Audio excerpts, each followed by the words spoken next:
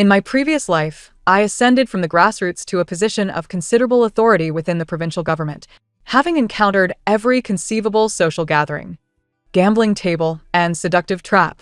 Unexpectedly, in this life, I have been reborn as the legitimate daughter of a prestigious family who had been lost for 18 years. The very first day of my return home coincided with the birthday celebration of the imposter daughter.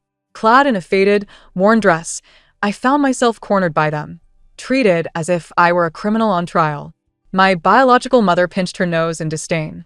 "If I had known you would be so unpresentable, I should never have brought you back.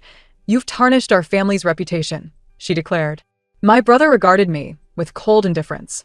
"In this family, there is only one sister, Wanwan. You would do well to understand your place and refrain from harboring any inappropriate thoughts."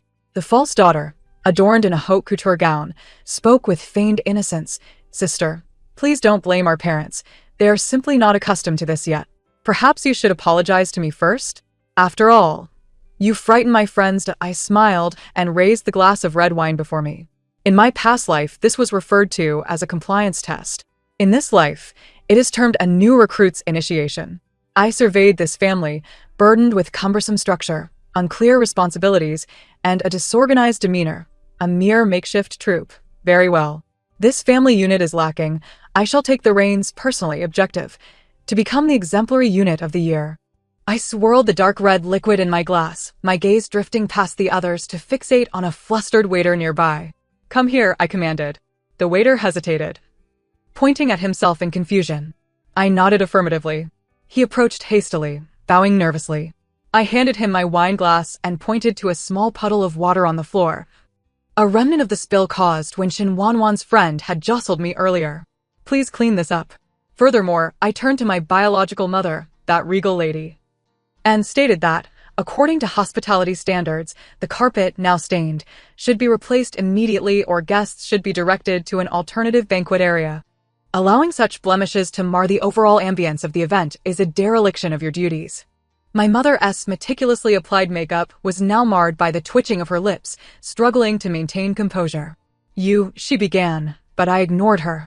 Shifting my gaze to my half-brother, Shin Xiuyan. "It is your familial responsibility to protect the women in our household. Just now, this lady," I gestured towards a flamboyantly dressed girl beside Shin Wanwan, "attacked me verbally, and as her elder brother, your indifference is equally negligent." Instantly, Shin Xiuyan's countenance darkened to a shade resembling that of a charred pot. Finally, my gaze fell upon Shin Wanwan's tear-streaked face.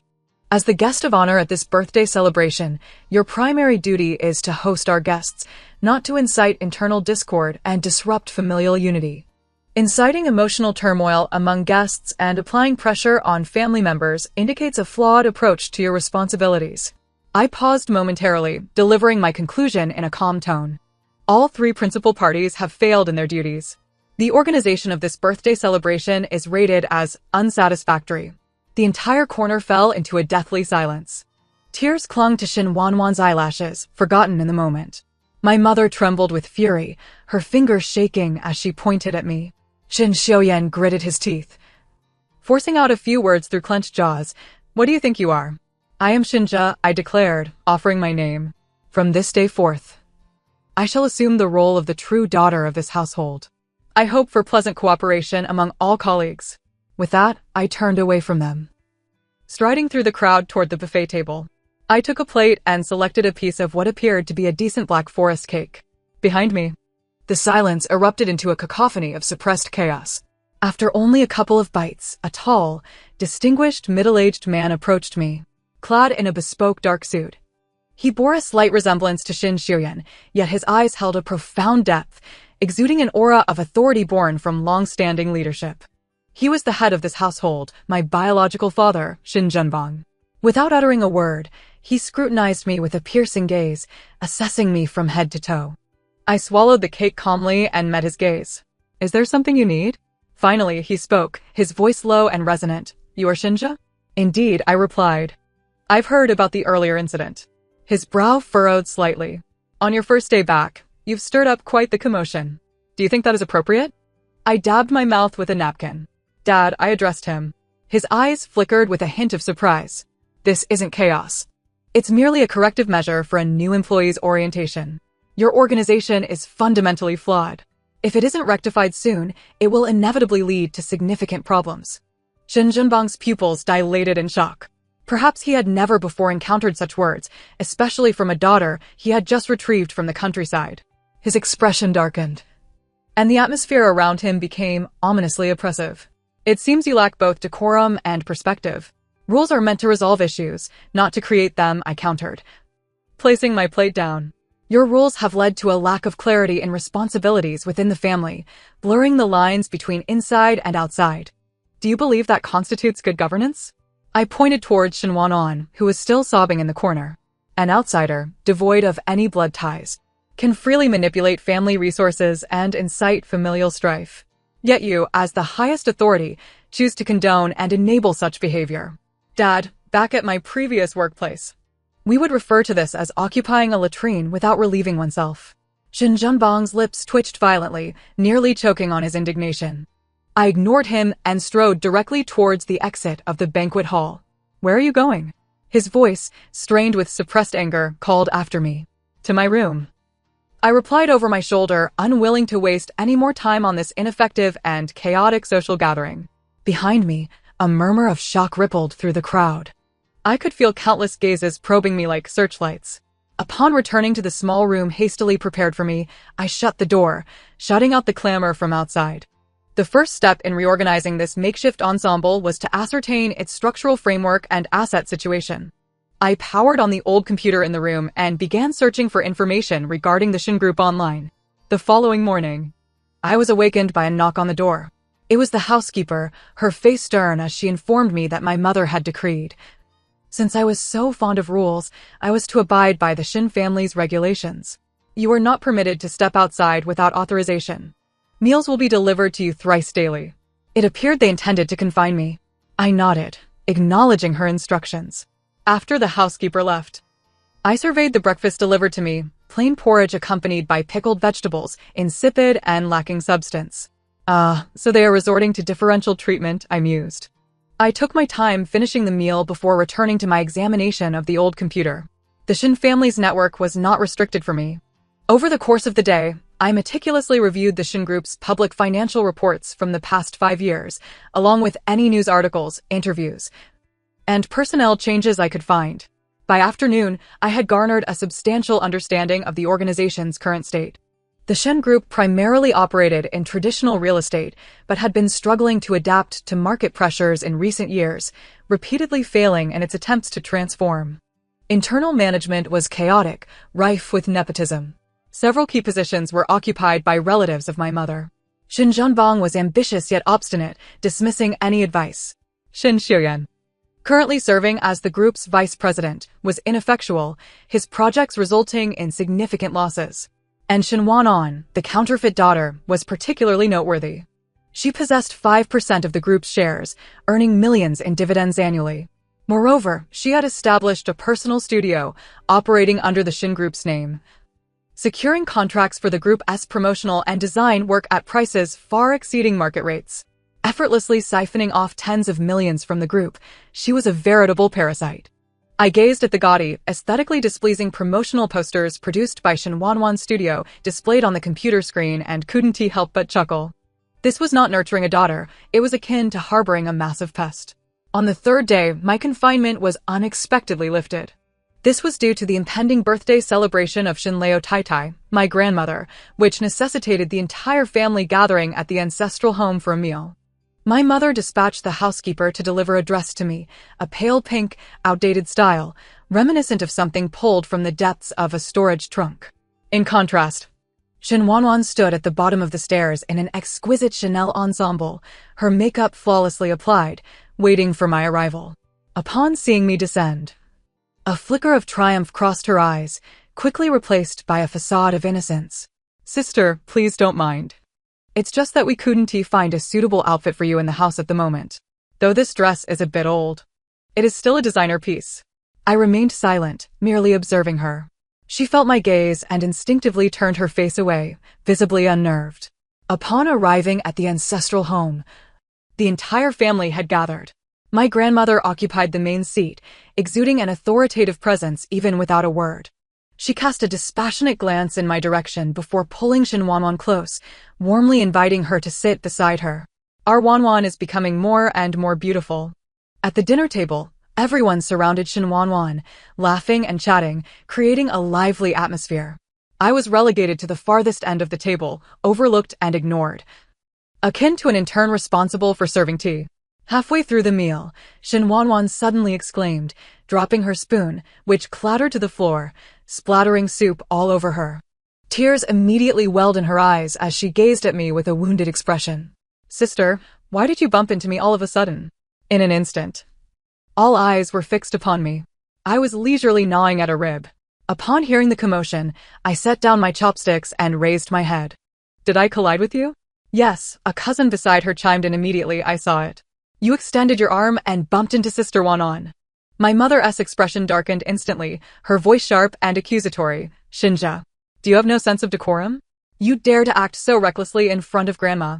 Shin Xiaoyan, even more forcefully, slammed his hand on the table. "Apologize." I ignored them and turned my gaze to Grandma, who occupied the seat of honor. The elderly lady frowned, evidently displeased with me as well. "Grandma," I began, my voice soft yet suffused with authority, "you are the highest arbiter of discipline in this household. At present, someone is brazenly fabricating facts at your birthday banquet, framing a family member. Will you address this matter?" Grandma's expression shifted. "What did you say?" I replied. Rising to stand beside Shin Wanwan, the soup was spilled by her own hand. I pointed to the stain on her skirt. The broth flowed downward. Had I collided with her, the spoon would have been flung outward, splattering soup in front of and to the side of her. However, the liquid now dripped from her chest down to her thigh. This indicates that either she lost her grip or deliberately aimed the spoon at herself before releasing it.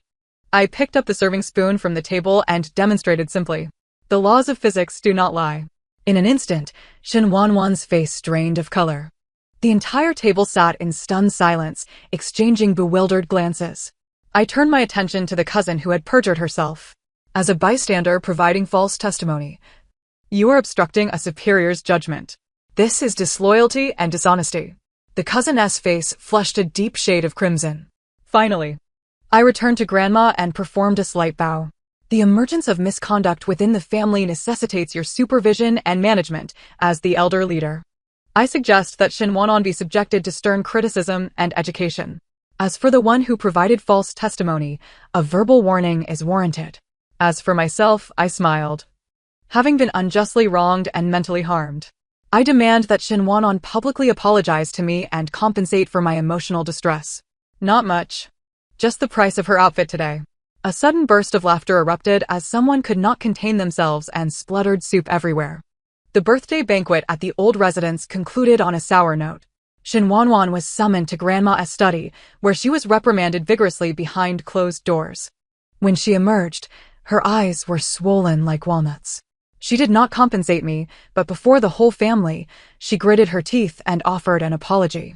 This marked my first significant victory since arriving in this household. On the ride home, the atmosphere was oppressively tense. My mother and Shin Xiaoyan sat on either side of me like two stone guardians, their expressions darker than the night outside. Shin Zhenbong occupied the passenger seat, silent. Yet I could see his furrowed brow in the rearview mirror. Halfway through the journey, my mother could no longer contain herself.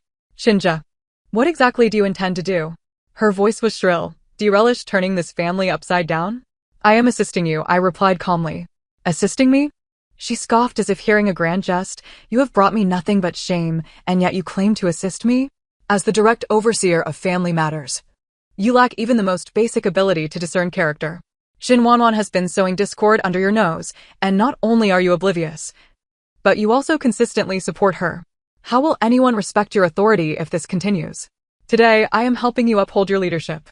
My mother was rendered speechless by my words, her chest heaving violently as she finally managed to utter, "You are simply being unreasonable. Facts speak louder than words."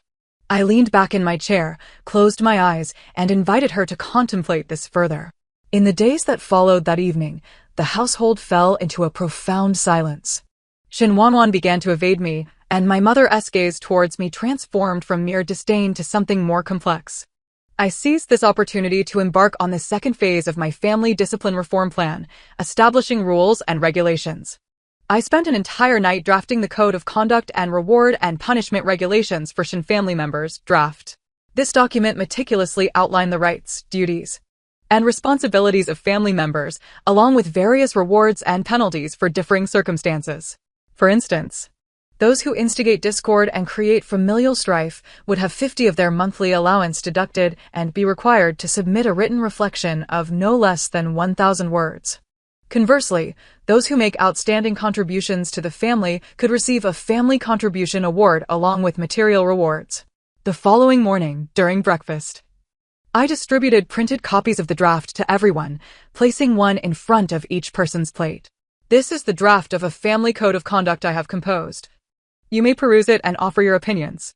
Shen Xiuyan didn't even glance at it, crumpling the paper into a ball and tossing it to the ground. Are you out of your mind? My mother picked up the draft, barely skimming the title before becoming enraged. Shinja, do you truly think yourself of significance? Shen Wanwan timidly interjected, Sister, we are family. Must we be so formal? Only Shin Jinbong picked up the document and read it thoroughly from start to finish. His expression transitioned from initial disdain to grave seriousness and finally to contemplative consideration. For a full 10 minutes, the dining room remained deathly quiet. At last, he set down the document and looked at me, his gaze profound. What did you do before? I smiled, about to respond when Shin Wanwan suddenly screamed, her voice quivering with panic and fear. Something's wrong. She held up her phone, the screen displaying a newly released financial news alert. The Fu Group has announced the termination of their partnership with our family. The project in the Western City has been completely scrapped. With a resounding crash, Shin Junbong's face turned ashen, and he stood abruptly, swaying as if he might topple. The Western project was pivotal to Shin Real Estate's transformation and had been his focus for years. My mother and Shin Xiuyan were equally stunned. How could this be? Weren't negotiations going smoothly? Shin Wanwan, with tears brimming in her eyes, glared at me, her expression full of malice. It's all your fault. It must be you. She shrieked, pointing at me. Dad, the Fu family met with her yesterday. She must have said something to them that caused our project to fail. The young master of the Fu family detests family feuds like ours. She certainly must have complained. All fingers pointed at me in an instant. Shin Junbong's eyes blazed with fury, glaring at me as if he wished to consume me whole. Did you do this? His voice dripped with venom. I surveyed the room, a cacophony of chaos, and noted that their immediate reaction to the crisis was not to seek a resolution, but rather to deflect blame and search for a scapegoat. Pathetic. I met Shin Junbong's gaze and calmly replied, Dad, before assigning blame, shouldn't he first ascertain where the problem lies? You dare to argue. Shin Xiuyan bellowed, charging towards me and seizing my collar. I will make sure you pay for this misfortune. A hand, swift as lightning, clamped down on his wrist. I applied slight pressure. Shin Xiuyan cried out in agony, his entire arm going limp. I released him and adjusted my collar. Internal investigations have yet to commence. And already you resort to coercive tactics? I regarded him coldly. Vice President Shin, your approach is fundamentally flawed. Then I turned to the ashen-faced Shin Junbong. Give me half an hour. I will uncover why the project has fallen through. And if you fail to find out? Shin Junbong's voice was icy and cutting. If I do not uncover the truth, I paused, I will leave with nothing and sever all ties with the Shin family from that moment on. In Shin Junbong's office, the atmosphere was as tense as ice. He sat behind a massive mahogany desk, puffing one cigar after another. My mother and Shin Xiuyan stood beside him, resembling two furious statues. Shin Wanwan huddled in the corner of the sofa, her shoulders trembling as she wept. Yet, every so often, she cast a glance in my direction, a hint of satisfaction glimmering in her eyes. I disregarded the oppressive atmosphere they had contrived, making my way directly to the desk to access Shin Junbong's computer. Father, I require the contact information for the head of the Fu Group. Shin Junbong did not respond immediately, instead regarding me with an expression of profound skepticism. What do you intend to do? Communicate directly with the head of the counterpart organization to ascertain the situation. My fingers danced over the keyboard, retrieving information regarding the Qingxi project. This was the most efficient means of resolving the issue. Had you all been relying on mere speculation in the past? Shin Xiuyan scoffed. Who do you think you are? Do you believe you can simply meet Fu Yuyan at your whim? Fu Yuyan, the helmsman of the Fu Group, was a significant figure in the capital. elusive and rarely seen by ordinary individuals. I do not need to meet him, I replied without turning around. I only require his assistant's phone number. After a moment of silence, Shin Junbong ultimately relented and provided me with a string of digits. I promptly dialed the number. The phone rang for an extended period before being answered by a polite yet distant male voice. I switched the call to speaker mode. Hello. This is the office of the president of the Fu Group. Good day, I am Shinja from the Shin Group. I wish to inquire about the specific reasons for the termination of our collaboration on the Qingxi project. There was a pause on the other end, seemingly taken aback. I apologize, Miss Shin, but this is a decision made by our President Fu, and we are not at liberty to disclose the specific reasons. A typical official response. I do not seek to pry into business secrets, I replied calmly. However, the termination of any collaboration should come with a rationale. Is it due to flaws in our proposal, an unsuitable quotation, or perhaps an error on our part during negotiations? We require a definitive answer to facilitate our internal review and rectification. This is merely a fundamental respect for the efforts both parties have invested over time. My words were reasoned and measured, asserting our position while granting the other party due consideration. Silence reigned on the line. After a full 30 seconds, the assistant finally spoke again, his tone a touch more conciliatory. Miss Shin, since you have put it that way, I shall mention that the issue may lie within the final version of your submitted proposal. The final version of the proposal? Shin Junbong jolted upright, a look of astonishment on his face. What could be wrong with it? I personally approved it and had Xiuyan send it. Shin Xiuyan appeared equally bewildered. Yes, I sent it exactly as you instructed, not a word altered. The assistant cleared his throat. The proposal's data and planning appear impeccable. However, the appendix contains some rather inappropriate material. What material? I pressed. A detailed compilation of negative information regarding your company's competitor, Huayuan Real Estate. The content is exceedingly thorough. In the office, a deathly silence ensued. Shin Junbong's face shifted from pale to crimson, then to a sickly shade of green. To include disparaging information about a competitor within a business proposal? This was not only an underhanded tactic, but also an insult to the intelligence of the Fu Group, as if they would alter their commercial judgment based on such trivialities. The Fu family held decorum in the highest regard and despised such petty maneuvers. It was no wonder the project had faltered. Who did this? Shin Junbong slammed his hand on the table, his temples throbbing, his gaze like daggers directed at Shin Xiuyan. It wasn't me. Father, I assure you, it wasn't my doing. Shin Xiuyan was so frightened he was nearly in a panic, waving his hands. I sent the file you gave me. Is the file still there? I inquired. Yes, it's on my computer. Open it. Shin Xiuyan fumbled to retrieve his laptop, hurriedly opening the compressed file of the final proposal in front of everyone. The body of the proposal was flawless. However, at the very end, there indeed lay a folder titled Appendix. Upon opening it, a PDF document spanning several pages came into view, titled Internal Risk Assessment and Executive Disparagement Compilation of Huayuan Real Estate. The color drained completely from Shin Xiuyan's face. How could this be? I truly had no knowledge. Unaware? Shin Junbong trembled with rage, pointing at him. Such a critical document. You didn't bother to review it before sending it out? Shin Xiuyan was left speechless. I observed this farcical scene, my gaze drifting to the corner where Shin Wanwan continued to cry, her sobs growing increasingly frantic. Her body trembled, appearing utterly terrified. Yet, I knew that it was not fear, it was exhilaration. Now was not the time to assign blame for operational blunders. I shut the computer, interrupting Shin Junbong's tirade. The immediate priority was to mitigate the damage. Mitigate? Shin Xiuyan grasped at a lifeline, looking at me. How do we recover? The Fu family has made their stance clear. Stances can be altered. I turned to Shin Junbong. Father, we need you to step forward and formally apologize to Fu Yuyan. Apologize? Shin Junbong's complexion darkened. When have I, Shin Junbong, ever bowed my head to anyone? This is not submission. This is crisis management. It is about taking responsibility for our own mistakes. I enunciated each word. As the head of this organization, after such a significant safety incident, ought you not to be the first to assume leadership responsibility? Safety incident? Shin Junbong's lips twitched in agitation. After the apology, the second step is to conduct a thorough investigation into this matter and identify the mole who inserted private interests into the proposal. My gaze drifted, almost imperceptibly, to Xinhuan. Her sobs faltered, her body stiffening slightly. The third step is to prepare a brand new, more sincere collaboration proposal to resubmit to the Fu Group. That is impossible. Xin Xiuyan despaired. The Fu family will not grant us another opportunity. Opportunities are earned, not awaited. I retrieved my phone, pulling up a number. Perhaps we can enlist an intermediary. This was a number given to me by an elder whom I had met at a banquet. He was a friend of Fu Yuyan's. Such connections were second nature to me from my former life.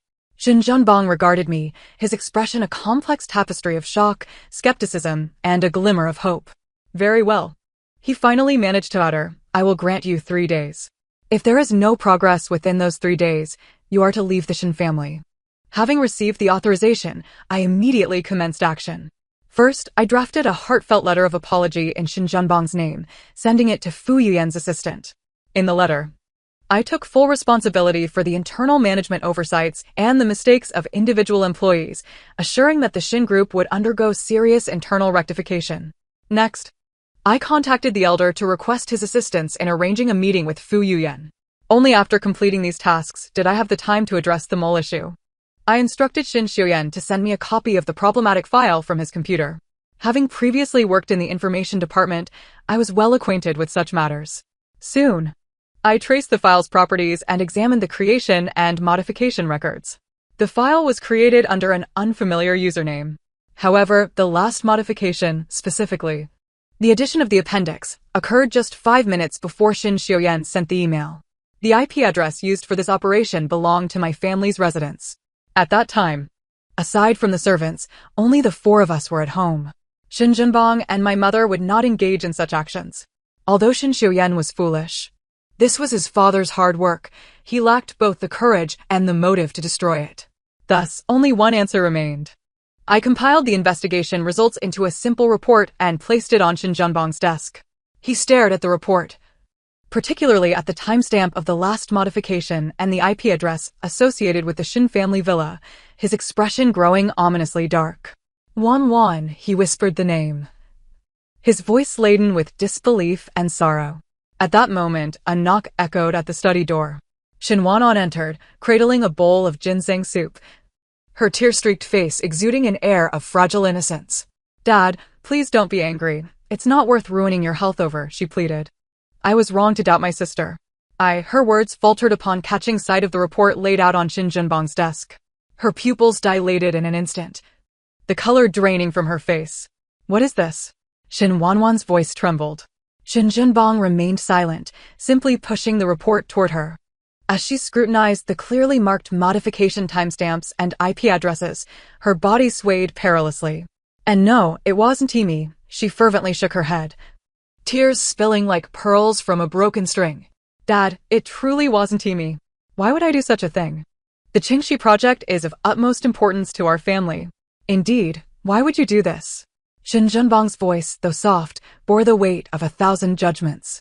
Xinhuan collapsed to the floor, clutching Xin Zhenbang's legs, weeping with a heart-wrenching intensity. Dad, you must believe me. Someone must have framed me. It was Xinjia.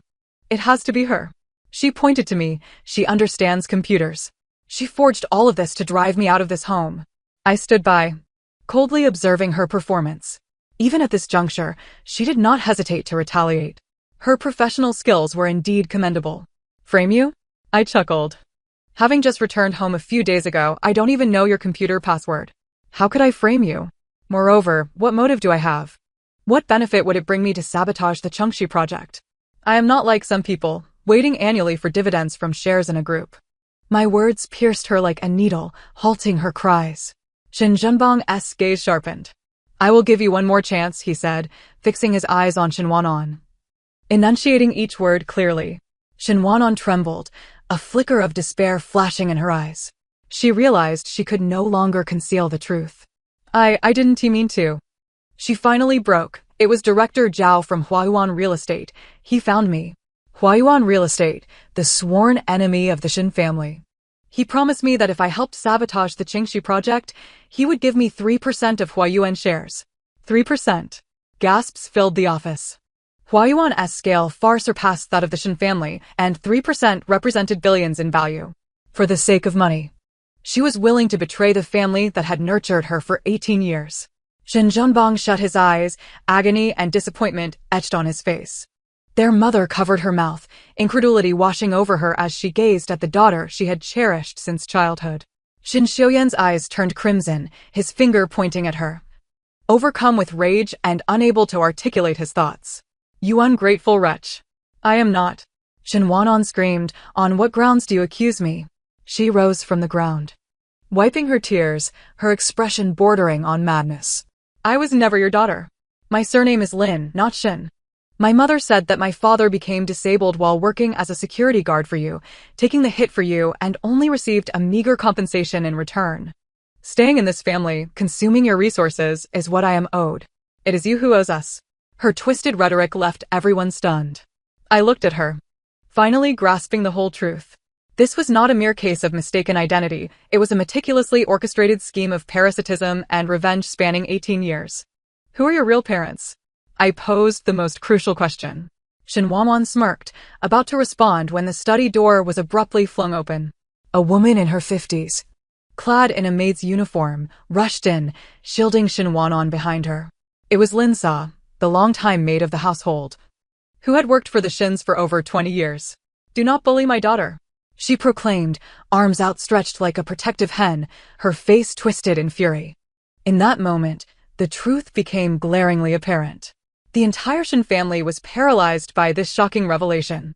Lin Sa, who had diligently served the Shin family for over 2 decades, was the mastermind behind this conspiracy. Her husband, the security guard injured on the job, was Shin Wanon's biological father. After my mother gave birth to me, her health deteriorated. Lin Sa entered the Shin household as a postpartum caregiver. Seizing the opportunity when no one was looking, she swapped her daughter for mine, abandoning me at the gates of an orphanage in a remote mountain area.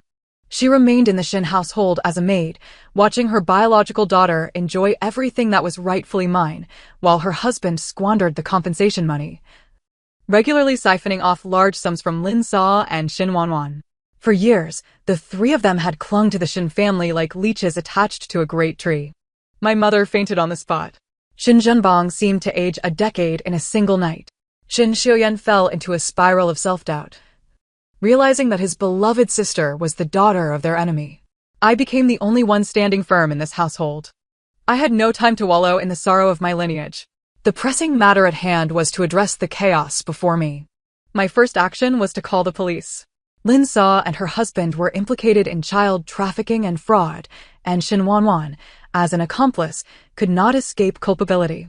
The police arrived promptly, taking away the wailing Lin Sa, the ashen-faced Shin Wanwan, and Shin Wanon's father, who was still gambling outside. The gates of the Shin family opened for the police for the first time. The secrets of the affluent could no longer be concealed. My second task was to handle the Qingxi project. That uncle was exceptionally helpful. He successfully arranged a meeting with Fu Yuyan. The location was a private club's tea room, and I attended alone. Fu Yuyan was younger than I had anticipated, dressed in a black top with traditional frog buttons, exuding a cool demeanor with deep-set features. He sat behind the tea table, personally preparing tea with fluid motions. "Miss Shin," he pushed a cup of tea toward me, devoid of unnecessary pleasantries. "Mr. Fu," I nodded, getting straight to the point. "I apologize once again for the turmoil caused by the disarray in my company's internal management." He remained silent, merely glancing at me. "The internal traitor has been identified and handed over to the judicial authorities. I hope to secure another opportunity for the Qingxi project." As I spoke, I placed a brand new proposal on the table. This proposal, crafted after a sleepless night, included adjustments more aligned with the development direction of the Fu Group, and I made more significant concessions in profit distribution. Most importantly, I attached a pledge of integrity, promising to eliminate all improper commercial conduct during our collaboration. Fu Yuyan picked up the proposal, examining it meticulously page by page. In the tea room, the only sound was the rustle of paper. After a long while, he set the proposal down, looking at me. "Miss Shin, do you know why I agreed to meet you?" I shook my head. He smiled slightly, his previously frosty demeanor softening. "Because my assistant mentioned that the Miss Shin who called was clear-headed and logically sound, neither obsequious nor arrogant." He said that in his many years of work, it was the first time he'd seen someone refer to crisis management as internal review and rectification. My heart stirred slightly. "You flatter me, Mr. Fu. The Shin family is fortunate to have you," he remarked, lifting his teacup and taking a gentle sip. "I will accept the proposal. Await my response within 3 days." This was a promising sign. I stood to take my leave, but as I reached the door, he suddenly spoke again. "Shinja." I turned back. "Your document, titled Family Member Code of Conduct, is quite commendable." A subtle smile graced his lips, particularly regarding the operational efficacy of the reward and punishment regulations. My heart skipped a beat. How could he possibly know? Upon returning home, I found Shin Junbong seated in the desolate living room, an ashtray brimming with cigarette butts before him. As I entered, he lifted his bloodshot eyes to meet mine. "How did it go?" "President Fu accepted the new proposal. We are to await further news." He nodded, his expression devoid of any semblance of relaxation. I understood that his concerns extended far beyond the project at hand. The 18 years of misplaced trust had inflicted a devastating blow to him. A daughter, into whom he had poured all his paternal affection, had turned out to be a calculating deceiver. The daughter he had scorned and held in disdain was now the one holding the family together in a moment of crisis. Such a collapse of understanding could shatter a person's spirit. "Dad," I approached him and poured a glass of water. "This situation is not entirely your fault." He looked up at me in astonishment. "When a unit encounters issues, one cannot solely place the blame on the leader," I spoke calmly. "The deputy bears responsibility for inadequate oversight, the middle management for poor execution, and the grassroots for complacency. In our family's makeshift ensemble, each individual has their faults. Your issue lies in a management style that is overly lax and lacks effective supervisory mechanisms. My mother's problem is her tendency to hire based on personal biases, allowing emotions to overshadow rationality. My brother suffers from insufficient professional competence and a lack of political acumen. As for Shin Wanwan and her family," I hesitated. "They represent an organized and premeditated infiltration by external forces." Shin Junbong listened intently to my analysis, his expression shifting from anguish to a profound bewilderment. "Thus, this is not a time for regretting the past." I placed the glass into his hand. "Now is the moment for incisive reform and stringent governance within the family." 3 days later, a call from the Fu Group arrived. "The collaboration continues. Furthermore, Fu Yuyan personally designated me and Shinja to be fully responsible for all project coordination." Upon receiving the news, Shin Junbong sat in his study for an entire afternoon. In the evening, he summoned me into the room and handed me a document. It was a stock transfer agreement. He transferred 15% of his shares in the Shin Group to me. "From this day forth, you are not only my daughter, but also the second largest shareholder of the Shin Group." He gazed at me, his eyes reflecting a palpable sense of relief and exhaustion. "This family, this company, will now rely on you." I did not decline. This was my rightful due, a position and treatment earned through my capabilities. In the ensuing days, I embarked on a sweeping internal restructuring. The first strike targeted human resources. Utilizing the City West project as an opportunity, I established a specialized project team. Taking the helm myself, all members were selected based solely on ability, disregarding connections or backgrounds. Several relatives, who had relied on their familial ties to wield influence within the company without any contributions, were the first to be ousted from the project team and reassigned to inconsequential positions. My mother erupted in anger, even coming to the company to confront me. I refrained from arguing. Instead, I had security escort her out. Then I laid before her the financial statements and personnel files from the past 3 years. "Mom, take a look at how much damage your precious nephews have inflicted on the company. Observe how they have exploited their positions for personal gain. If you continue to protect them, this will transcend mere accountability and become a matter of complicity, incurring legal consequences." Faced with the irrefutable evidence, my mother fell silent. The second strike targeted processes. I abolished the cumbersome and inefficient approval procedures of the past, establishing a flattened management model. Responsibilities and authorities were clearly delineated, with rewards and penalties distinctly outlined. Those who performed well would rise, while those who lagged would fall. Initially, I encountered immense resistance. Many were unwilling to accept a young newcomer like me. It wasn't until I decisively dismissed 2 senior employees who had grown complacent and obstructive that the entire company fell into a hush. Shen Xiuyan was also reassigned to the project's grassroots level, beginning with the most fundamental tasks. Initially, he attempted to resist, but I countered with a professional competency assessment report. Brother, your abilities are insufficient even to be a competent team member.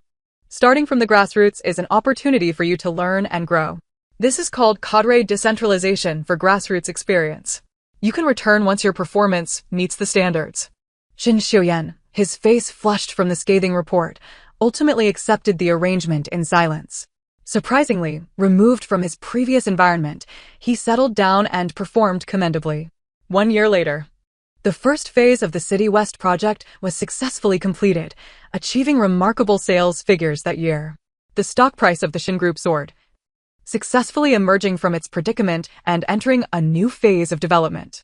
At the company's annual meeting, I stood on stage as the CEO, delivering the annual summary report.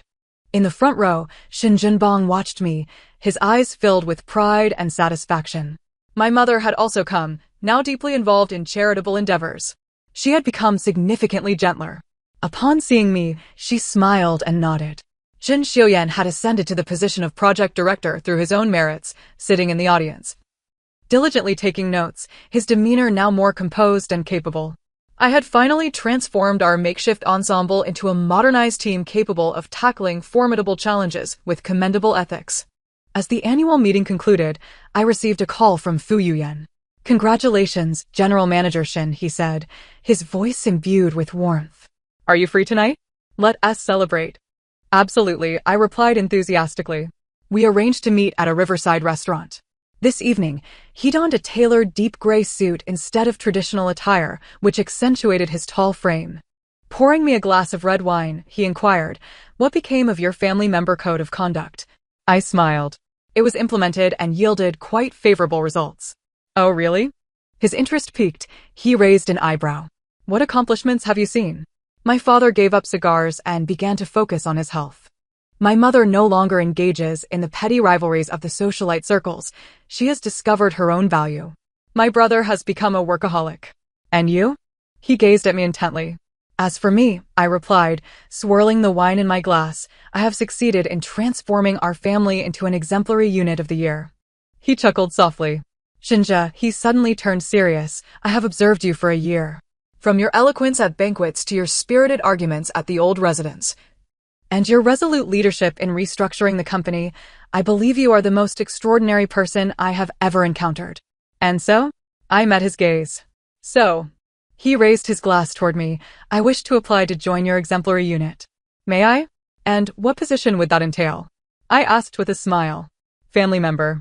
Outside the window, the river mirrored the city's dazzling lights, shimmering with brilliance. I gazed at the man before me, his eyes shining brighter than the lights themselves. I lifted my glass, gently clinking it against his. The crisp sound resonated like the heralding of a new beginning. Application approved. Upon returning home, I discovered a beautifully packaged box on my desk. Opening it revealed a medal crafted from pure gold, inscribed with the words, "Outstanding Family Unit of the Year." The signature read, Shin Junbong. Holding the weighty medal, I couldn't help but smile. Wonderful. This generation of family members has finally proved its worth. The tale concludes here. Thank you for listening, and until we meet again with our next story.